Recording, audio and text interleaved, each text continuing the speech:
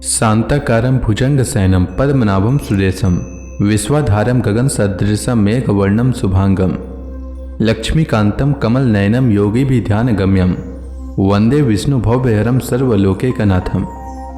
मंगलम भगवान विष्णु मंगलम गरुड़ध्वज मंगलम पुंडरीकाक्ष मंगलाय तनोहरि। ओम नमो भगवते वासुदेवाय। आज का दिन आप सभी के लिए मंगलमय हो। आज मैं आपके लिए वरुथनी एकादशी व्रत की कथा लेकर आया हूं। सौभाग्य का आधार संयम है। हर प्रकार संयम रखने से मनुष्य के सुख और सौभाग्य में वृद्धि होती है। यदि प्राणी में संयम नहीं है तो उसके द्वारा किए गए तप, त्याग व भक्ति, पूजा आदि सब व्यर्थ हो जाते हैं। इस बार वैशाख महीने के कृष्ण पक्ष में पड़ने वाली वरुथनी एकादशी 16 अप्रैल को है।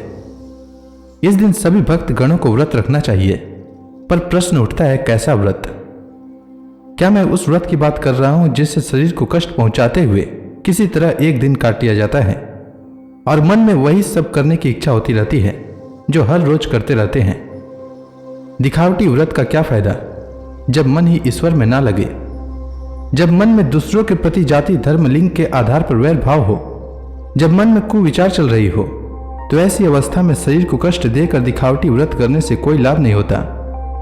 मन पर संयम पाना और मन को ईश्वर भक्ति में लगाना ही व्रत है। भगवान श्री कृष्ण श्रीमद् भागवत गीता के 3 अध्याय के 26वें श्लोक में कहते हैं, कर्मेंद्रियाणि संयम्य यास्ते मनसा स्मरन् इंद्रियाणि विमूढ़ात्मा मिथ्याचार स उच्यते। जो अपने कर्मेंद्रियों के बाह्य घटकों को तो नियंत्रित करते हैं, लेकिन मन से इंद्रियों के विषयों का चिंतन करते रहते हैं, वे निस्संदेह स्वयं को धोखा देते हैं और पाखंडी कहलाते हैं। मैं आपको इस विषय को समझाने के लिए पुराणों में वर्णित तावृत और सुवृत 2 भाइयों की कथा सुनाता हूं। आप ध्यान पूर्वक सुनिए। एक दिन 2 भाई अपने घर से श्रीमद् भागवत का प्रवचन सुनने के लिए मंदिर जा रहे थे। बीच रास्ता में मूसलाधार वर्षा होने लगी, अतः वे आश्रय लेने के लिए समीप के भवन में चले गए, जहां उन्होंने पाया कि वे गलती से वेश्यालय में आ गए हैं। यहां पर कुछ नारियां अपने ग्राहकों का मनोरंजन करने के लिए नृत्य कर रही थीं।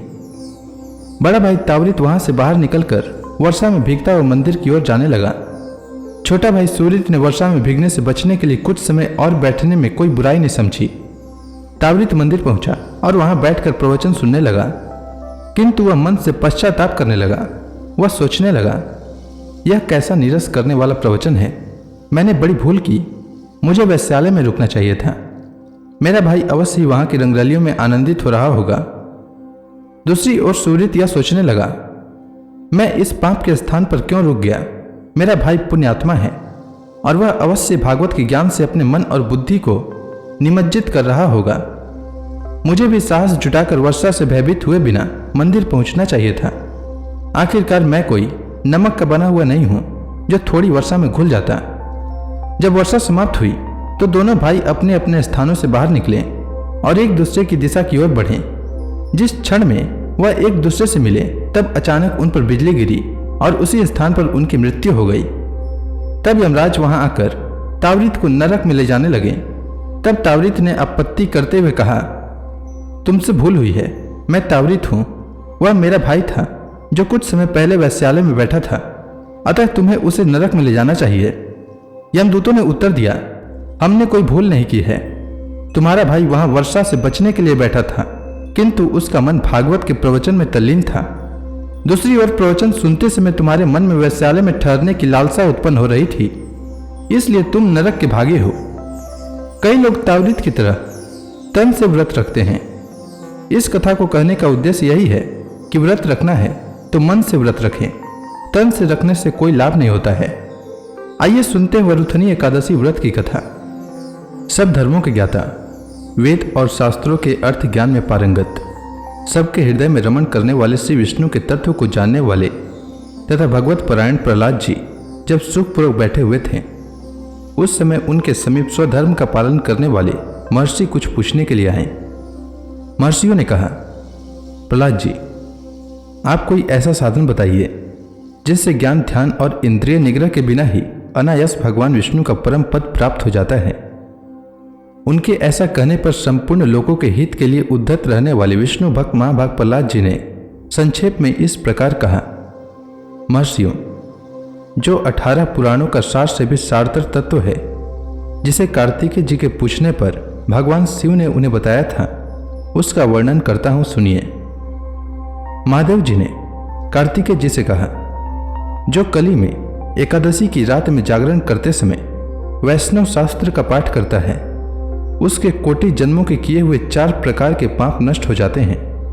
जो एकादशी के दिन वैष्णव शास्त्र का उपदेश करता है, उसे मेरा भक्त जानना चाहिए। जिसे एकादशी के जागरण में निद्रा नहीं आती तथा जो उत्साह पूर्वक नाचता और गाता है, वह मेरा विशेष भक्त है। मैं उसे उत्तम ज्ञान देता हूँ और भगवान विष्णु मोक्ष प्रदान करते हैं। अतः मेरे भक्त को विशेष रूप से जागरण करना चाहिए। जो भगवान विष्णु से वैर करते हैं, उन्हें पाखंडी जानना चाहिए। जो एकादशी को जागरण करते और गाते हैं, उन्हें आधे निमेष में अग्निष्टोम तथा अतिरात्र यज्ञ के समान फल प्राप्त हो जाता है। जो रात्रि जागरण में बारंबार भगवान विष्णु के मुखार बिंद का दर्शन करते हैं, उनको भी वही फल प्राप्त होता है। जिनके वंश के लोग एकादशी की रात में जागरण करते हैं, वही धन्य हैं। जिन्होंने एकादशी को जागरण किया है, उन्होंने यज्ञ, दान, गया, श्राद्ध और नित्य प्रयाग स्नान कर लिया है। उन्हें सन्यासियों का पुण्य भी मिल गया और उनके द्वारा इष्टपूर्त कर्मों का भी भली भांति पालन हो गया। षडानन, भगवान विष्णु के भक्त जागरण सहित एकादशी व्रत करते हैं, इसलिए वे मुझे सदा ही विशेष प्रिय हैं।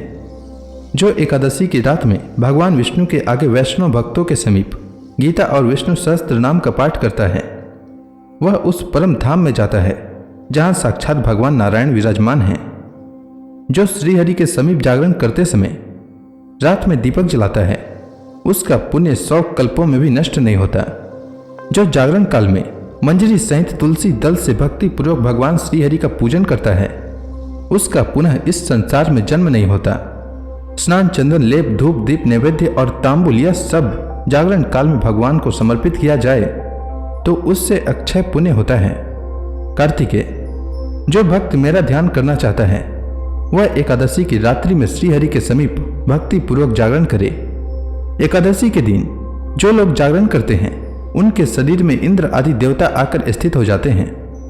जो जागरण काल में महाभारत का पाठ करते हैं, वे उस परम धाम में जाते हैं जहां सन्यासी महात्मा जाया करते हैं। जो उस समय श्री रामचंद्र जी का चरित्र 10 कंठवध पढ़ते हैं, वे योग वेताओं की गति को प्राप्त होते हैं। जिन्होंने श्रीहरि के समीप जागरण किया है, उन्होंने चारों वेदों का स्वाध्याय, देवताओं का पूजन, यज्ञों का अनुष्ठान तथा सब तीर्थों में स्नान कर लिया। श्री कृष्ण से बढ़कर कोई देवता नहीं है और एकादशी व्रत के समान दूसरा कोई व्रत नहीं है। जहाँ भागवत शास्त्र है, भगवान विष्णु के लिए जहाँ जागरण किया जाता है और जहाँ सालग्राम शिला स्थित होती है, वहाँ साक्षात भगवान विष्णु उपस्थित होते हैं। वरुथनी एकादशी व्रत की कथा के अनुसार एक बार महाराज युधिष्ठिर ने भगवान श्री कृष्ण से पूछा, हे प्रभु, वैशाख माह के कृष्ण पक्ष की एकादशी का क्या नाम है तथा उसका क्या विधान है और उसको करने से किस फल की प्राप्ति होती है, सो कृपा पूर्वक विस्तार से बताइए।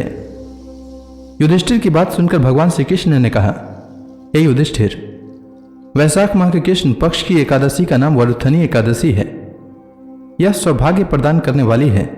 इसका उपवास करने से प्राणी के समस्त पाप नष्ट हो जाते हैं। वरुथनी एकादशी के प्रभाव से ही राजा मानधाता को स्वर्ग की प्राप्ति हुई थी। इसी प्रकार धुंधुमार आदि भी स्वर्ग को गए थे। वरुथनी एकादशी के उपवास का फल 10 सहस्त्र वर्ष तपस्या करने के फल के समान है। कुरुक्षेत्र में सूर्य ग्रहण के समय जो फल एक बार स्वर्ण दान करने से प्राप्त होता है, वही फल वरुथनी एकादशी का उपवास करने से प्राप्त होता है।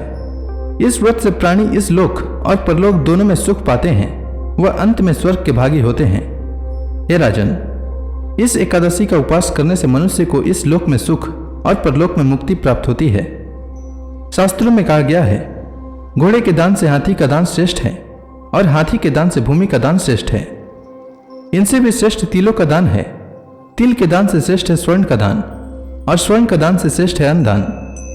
संसार में अन्न दान से श्रेष्ठ कोई भी दान नहीं है। अन्न दान से पितृ, देवता और मनुष्य आदि सब तृप्त हो जाते हैं। कन्यादान को शास्त्रों में अन्न दान के समान माना गया है। वरुथनी एकादशी के व्रत से अन्न दान तथा कन्यादान दोनों श्रेष्ठ दानों का फल प्राप्त हो जाता है। जो मनुष्य लालचवश कन्या का धन ले लेते हैं, या आलस्य तथा काम चोरी के कारण कन्या के धन का भक्षण करते हैं, वे प्रलय के अंत तक नरक भोगते रहते हैं या उनको अगले जन्म में बिलाव योनि में जाना पड़ता है। जो प्राणी प्रेम से तथा यज्ञ सहित कन्यादान करते हैं, उनके पुण्य को चित्रगुप्त भी लिखने में असमर्थ हो जाते हैं। जो प्राणी इस वरुथनी एकादशी का उपवास करते हैं, उन्हें कन्यादान का फल प्राप्त होता है।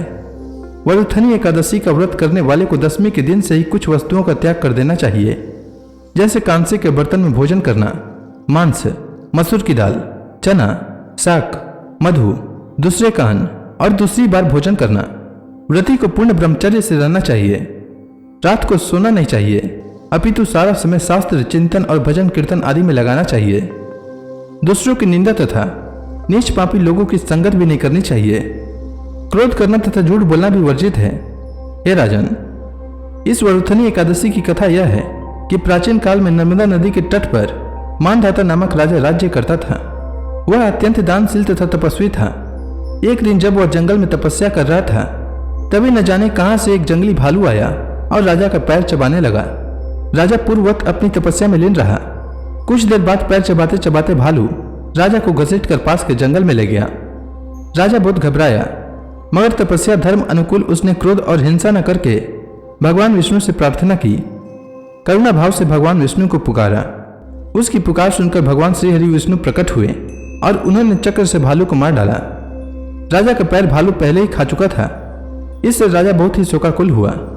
उसे दुखी देखकर भगवान विष्णु बोले, हे वत्स, शोक मत करो, तुम मथुरा जाओ और वरुथनी एकादशी का व्रत रखकर मेरी वराह अवतार मूर्ति की पूजा करो। उसके प्रभाव से पुनः सुदृढ़ अंगों वाले हो जाओगे। इस भालू ने तुम्हें जो काटा है, यह तुम्हारे पूर्व जन्म का अपराध था। भगवान की आज्ञा मानकर राजा मानधाता ने मथुरा जाकर सदापूर्वक वरुथनी एकादशी का व्रत किया। इसके प्रभाव से राजा शीघ्र ही पुनः सुंदर और संपूर्ण अंगों वाला हो गया। इसी एकादशी के प्रभाव से राजा मानधाता स्वर्ग को गया था। जो भी व्यक्ति भय से पीड़ित है, उसे वरुथनी एकादशी का व्रत रखकर भगवान विष्णु का स्मरण करना चाहिए। इस व्रत को करने से समस्त पापों का नाश होकर मोक्ष मिलता है।